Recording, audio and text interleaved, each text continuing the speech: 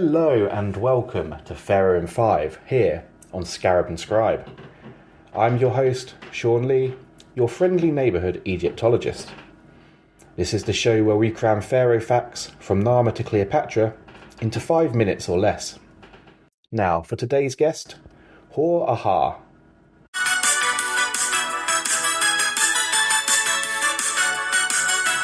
No, not that aha. This is the guy who stepped into the sandals of Narmer and said, "Hey, you know what, guys? This ain't half bad. Maybe we should keep this Egypt thing going." Hor-Aha, whose name literally means Horus the Fighter, ruled around 3100 BCE. If Narmer was the unifier of Egypt, Hor-Aha was the stabilizer. He took a freshly unified kingdom and turned it into a well-oiled ancient machine. You know, at least as well-oiled as a society without wheels can get. So for a little fun fact to kick us off, Hor-Aha is sometimes linked to Menes, that elusive figure credited with founding Egypt's first dynasty. If Narmer wasn't Menes, then Hor-Aha might have been. Honestly, it feels like Egypt's early rulers were trying to confuse future historians on purpose. He wasn't just about politics and administration, though he did certainly strengthen Egypt's central government and possibly expanded Memphis, the capital. Memphis sat smack bang in the middle of Upper and Lower Egypt. It was a perfect spot for keeping an eye on both regions. Think of it as ancient Egypt's control tower. Now, Hor-Aha also had a bit of a military side. An ivory tablet discovered in Abydos gives us a glimpse into his tough guy persona, recording a game that he led against the Nubians.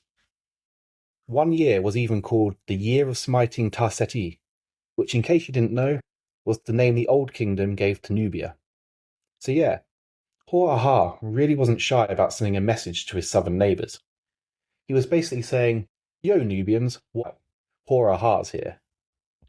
But while Hor-Aha was running around Nubia being all warrior-like, things were a little less exciting when it came to trade. Unlike his predecessor Narmer, Hor-Aha does not seem to have been much of a globetrotter. There's very little mention of him outside of the Nile Valley. Plus, trade with the southern Levant seemed to have been on the decline during his reign. Maybe he was too busy fighting and smiting to bother with long-distance commerce. Or maybe Egypt was just figuring out how with what they had at hand. Either way, it looks like they shifted from relying on fancy trade routes to get into business with local resources. Who needs to trade spices and silver when you've got everything you need at home? Now it's time to talk about Hor-Aha's famous exit.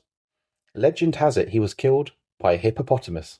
Yeah, a hippo. These guys weren't the lazy river dwellers you see on safari tours today. Ancient Egyptian hippos were the ultimate river bullies. Massive, aggressive, surprisingly fast. Now, to make things even juicier, hippos symbolize chaos. In Egyptian mythology, pharaohs were supposed to conquer chaos, not get eaten by it.